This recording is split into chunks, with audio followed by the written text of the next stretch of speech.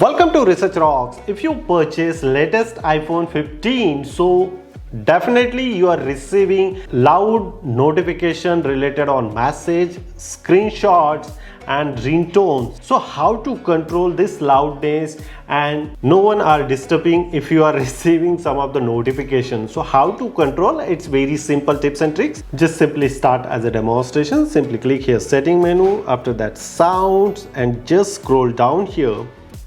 Headphone safety, you just simply click here and look at this here, reduce loud sound. You just simply disable the sound, and after that you receive decent message tone, decent message ringtone and decent screenshot sound. So you just simply disable this one and stop disturb other people. This is a simple tips and tricks. If you really like this video, so please hit the bell icon, share this video and subscribe our YouTube channel Research Rocks. Till then, Jai Hind, Vande Mataram.